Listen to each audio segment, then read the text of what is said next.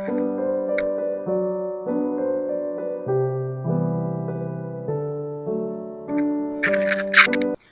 Friends, मैं आस्था त्यागी आप सभी का स्वागत करती हूँ हमारे योगा चैनल पे। और आज हमारा टॉपिक है विमेंस हेल्थ, विमेंस मेंस्ट्रुएशनल हेल्थ, उनका मासिक धर्म, उससे रिलेटेड प्रॉब्लम्स और उसके रिलीफ के ऊपर।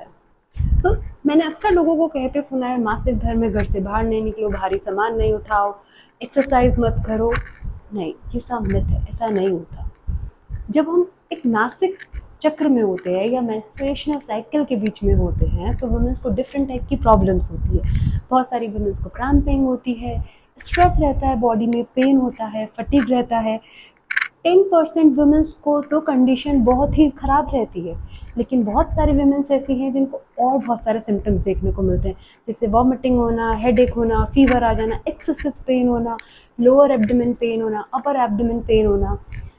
इन सब के लिए योगा का एक प्रॉपर सीरीज़ है, एक योगा आसन की प्रॉपर सेशन है, जिससे हम इस पेन को, इस स्ट्रेस को या मासिक धर्म में होने वाले डिफरेंट टाइप के प्रॉब्लम्स को थोड़ा सा कम कर रिलीज करने के लिए, फटीग रिलीज करने के लिए और ये टेंशन रिलीज करने के लिए योगा सेशन की एक प्रॉपर सीरीज हम लेके आए हैं, जिसमें 22 आसन है, या आप ये कह दीजिए 22 डिफरेंट टाइप के पोस्चर्स की एक्सरसाइज है। कोई भी एक्सरसाइज इतनी भारी नहीं है कि आप क्रैम्पिंग्स में कर नहीं सके, बल्कि हर एक्सरसाइज से आपके पर्टिकुलर मसल्स को, हर एक मसल्स को कवर कर रहे हैं, आपकी बॉडी के हर एक मसल्स का फटीग, टेंशन रिलीज कर रहे हैं। इससे हमें पीरियड्स में होने वाले दर्द से को आराम मिलेगा, रिलैक्सेशन मिलेगा, जो भी बॉडी में थकावट, स्ट्रेस रहता है वो कम होगा।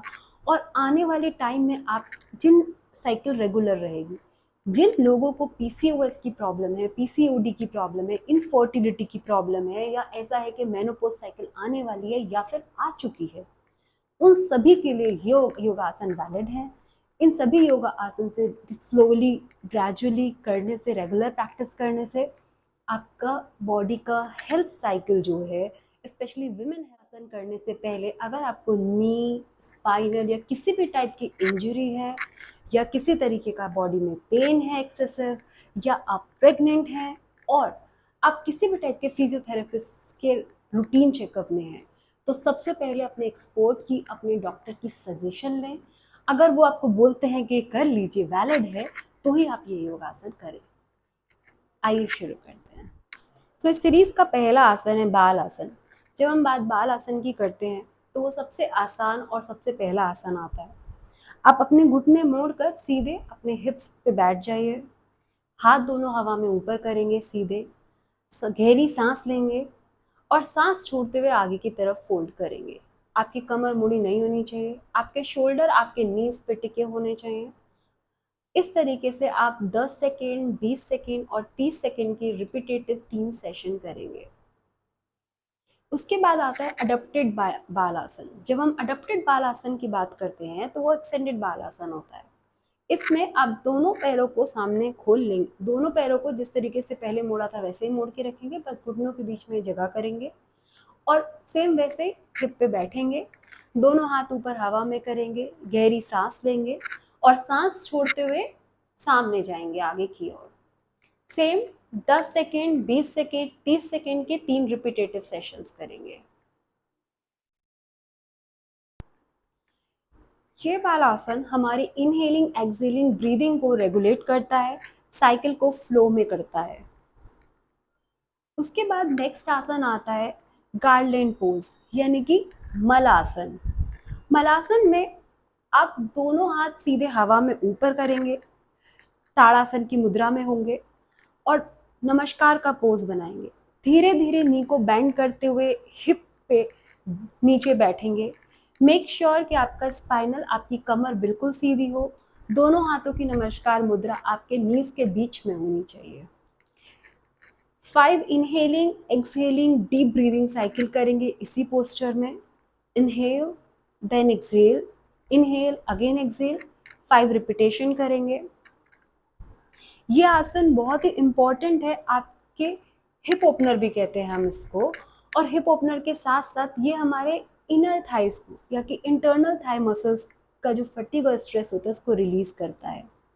इससे हमारे इंटरनल जो वजाइना का स्पेस है उसको भी बहुत, तो कई बार ऐसा होता है फ्लोइंग में हमें क्लॉटिंग्स होती हैं, पीसेज आते हैं, उन सभी को ईजिली डिस्चार्ज करने के लिए बहुत इंपॉर्टेंट आसन है। अब धीरे धीरे अपने टोज पे होते हुए हील को ऊपर उठाएंगे, अपना पूरा वेट अपने टोज पे डालेंगे, इसको हम बोलेंगे एक्सटेंडेड मलासन, और वापस अपनी हील पे बैठ जाएंगे। उसके बाद आता है मत्स्य आसन यानी कि फिश पोज। फिश पोज हमारी स्ट्रेचिंग में काम आता है, नेक में, बैक शोल्डर्स में, लोअर थाई मसल्स में और किंडल मसल्स में। इसकी स्ट्रेचिंग से हमें पेन रिलीज होता है बैक साइड में। फिर आता है पवन मुक्तासन, नीज टू चेस्ट पोज। जब हमारे इन बाकी आसनों की सीरीज के बाद थोड़ा सा टेंशन होता है स्पाइनल में, तो उसके बाद हम 5 रिपीटेटिव्स करते हैं पवन मुक्तासन के, यानी कि नीज टू चेस्ट पोज के।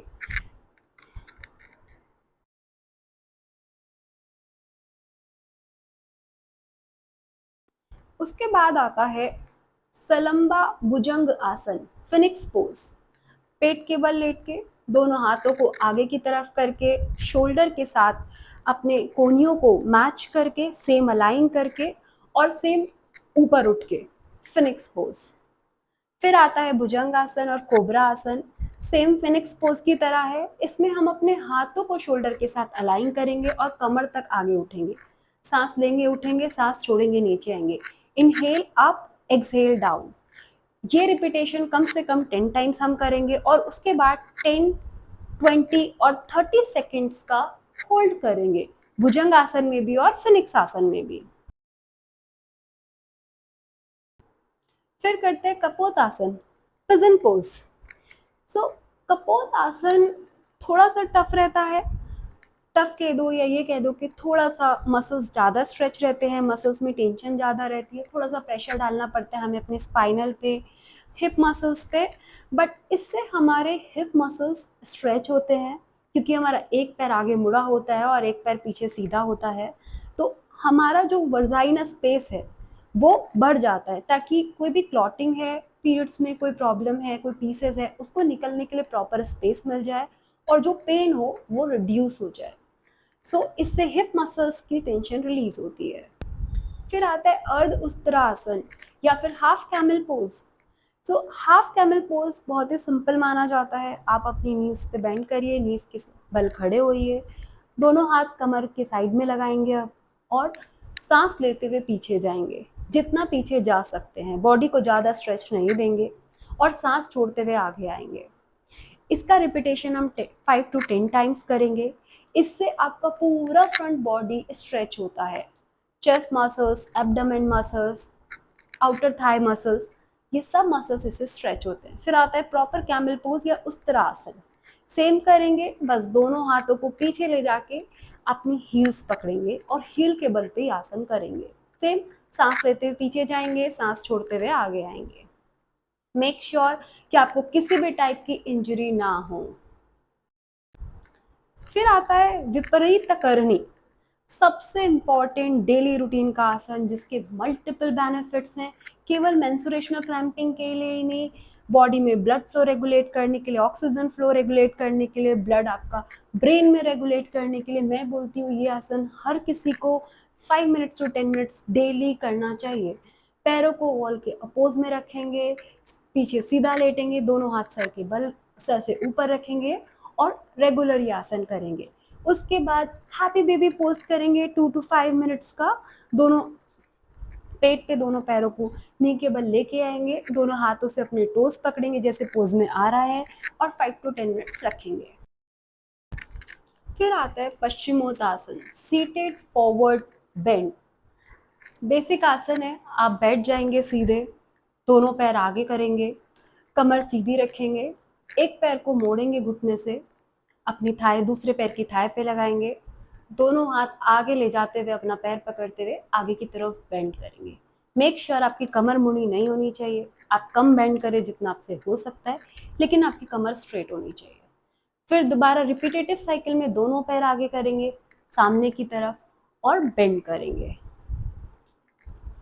फिर करते हैं Baddha Konasana, bound angle pose, butterfly pose, cobbler's pose, बहुत सारे नाम है।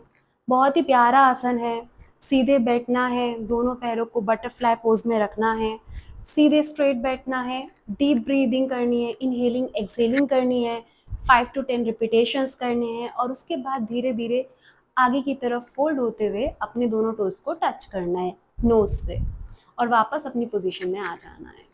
उसके बाद हम करते हैं साइड स्ट्रेचिंग। साइड स्ट्रेचिंग, अपर स्ट्रेचिंग, शोल्डर स्ट्रेचिंग के बहुत सारे आसन, बहुत सारे पोज होते हैं। साइड स्ट्रेचिंग का सबसे बड़ा बेनिफिट ये है कि क्रैम्पिंग्स में होने वाले साइड पेन या बॉडी के दोनों साइड में होने वाली क्रैम्पिंग्स को का टेंशन रिलीज होता है, शोल्डर्स का टेंशन रिलीज होता है, दोनों हाथों की बेसिक एक्सरसाइज हो जाती है और हमारे एब्डोमेन में होने वाला पेन भी रिलीज होता है। तो रिपीटेटिव आसन है जैसे इसमें दिखाया गया है, सीधी कमर करके आपको बैठना है नमस्कार मुद्रा में। उसके बाद दोनों हाथों को एक साइड पीछे ले जाना है, सांस लेते हुए वापस लाना है, फिर इनहेलिंग करते हुए दूसरी साइड ले जाना है, पूरा जितना आप ले जा सकते हैं, फिर एक्सहेलिंग करते हुए वापस लाना है। ये आपको 10 टाइम्स रिपीटेटिव करना है और उसके बाद हो सके तो 10, 20, 30 सेकेंड का होल्ड करके ये स्ट्रेचिंग करनी है। फिर हम करेंगे गोमुख आसन। गोमुख आसन भी एक स्ट्रेचिंग ही है, इसको हम काउ फेस पोज बोलते हैं। सीधे बैठेंगे, एक पैर को दूसरे पैर के ऊपर रखेंगे और उसके बाद दोनों हाथों को पीछे ले जाते हुए एक दूसरे हाथों को पकड़ने की कोशिश करेंगे वर्टिकली। दोनों साइड ये आसन करेंगे, पहले साइड 10 सेकेंड, फिर दूसरी साइड 10 सेकेंड। इस तरीके से 10, 20, 30 सेकेंड के दोनों साइड रिपीटेटिव होल्ड्स करेंगे, मोशन करेंगे। इससे आपके शोल्डर का और रिस्ट का जो स्ट्रेस होता है वो रिलीज हो जाता है। साथ में पीरियड्स में होने वाले बॉडी पेन में भी फायदा होता है, स्पाइनल स्ट्रेट होती है उसमें बहुत इफेक्ट मिलता है। नेक्स्ट स्ट्रेचिंग करेंगे, अब हम 1 हैंड की स्ट्रेचिंग करेंगे, अपर हैंड हेड स्ट्रेचिंग इसको हम बोलते हैं। दोनों हाथों को सर के ऊपर लेके जाएंगे, हाथों को एक दूसरे हाथों को कोहनियों से पकड़ेंगे और अपने हेड से दोनों हाथों को पीछे की तरफ पुश करेंगे। इससे आपका नेक, हेड, स्पाइनल और दोनों हाथ स्ट्रेच होते हैं। फिर हम करेंगे ताड़ासन, पश्चिमा बंद हस्तासन। बिल्कुल ताड़ासन की तरह ही हाथों को पकड़ना है, बस बैठे हुए दोनों हाथों को पीछे की साइड स्ट्रेच करना है। आप इसको खड़े होके भी कर सकते हैं, बैठ के भी कर सकते हैं, दोनों ही स्ट्रेचिंग फायदेमंद है। फिर हम 1 शोल्डर बैक स्ट्रेचिंग करेंगे, सेम जैसे हमने दोनों हाथों की स्ट्रेचिंग करी थी। एक हाथ को पीछे लेके जाएंगे सर से, दूसरे हाथ से कोहनी से पकड़ के उसको पुश करेंगे थोड़ा जितना हो सकता है। एक्सट्रीम पुश नहीं करना है, एक्सट्रीम पुश करके कोई भी मसल इंजरी हो सकती है, शोल्डर डिसलोकेट हो सकता है, कोई भी एल्बो मसल डिसलोकेट हो सकता है। तो सभी आसन एक रेगुलर मोशन में 10, 20, 30 सेकेंड के होल्ड पे करेंगे। फिर करते हैं पश्चिमा नमस्कार आसन। मेडिटेशन के लिए भी बड़ा ही अच्छा आसन है, बॉडी का फोकस इंक्रीज करता है, ब्रेन की मूवेबिलिटी इंक्रीज करता है, ऑक्सीजन फ्लो इंक्रीज करता है बॉडी में। जब हम ये आसन करेंगे तो डीप ब्रीदिंग करेंगे, हम इनहेलिंग एक्सहेलिंग करेंगे 5 टाइम्स रिपीटेशन में। फिर उसके बाद हम करते हैं साइड स्ट्रेचिंग, जैसे हमने पहले करी थी बिल्कुल वैसे। अब हम नीचे की साइड ना करके सर के ऊपर 1 हैंड साइड स्ट्रेचिंग करते हैं। इससे हमारे पूरे हैंड को रिस्ट से लेके एल्बो से होते हुए शोल्डर के नीचे जाते हुए पूरी कमर की साइड स्ट्रेचिंग होती है, बेसिक स्ट्रेचिंग। उसके बाद हम इनर थाई हैमस्ट्रिंग स्ट्रेचिंग करते हैं। दोनों पैरों को सामने की तरफ खोल लीजिए, सीधा कर लीजिए। इससे आपके इनर थाई की टेंशन रिलीज होती है। आप देखिएगा जब आप करेंगे तो आपके इनर थाई में बहुत पेन आपको फील होगा, पर धीरे धीरे जैसे आप ये आसन करेंगे इनहेलिंग एक्सहेलिंग के साथ स्लो मोशन में, उसके बाद आप धीरे धीरे देखेंगे आपका वो पेन कम होता रहेगा। सो ये इनर थाई में होने वाली क्रैम्पिंग्स के लिए बड़ा ही अच्छा आसन है। इसको भी हम 10, 20, 30 सेकेंड के होल्ड पे करेंगे।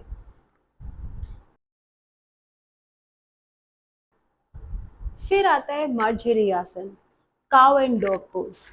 सो मर्जरी आसन रेगुलर में भी अगर हम करें विदाउट पीरियड साइकिल के लिए तो ये बहुत अच्छा है। ये हमारी ब्रीदिंग साइकिल रेगुलेट करता है, हिप मोशन रेगुलेट करता है, शोल्डर मोशन रेगुलेट करता है, साथ के साथ रिस्ट को सपोर्ट करता है।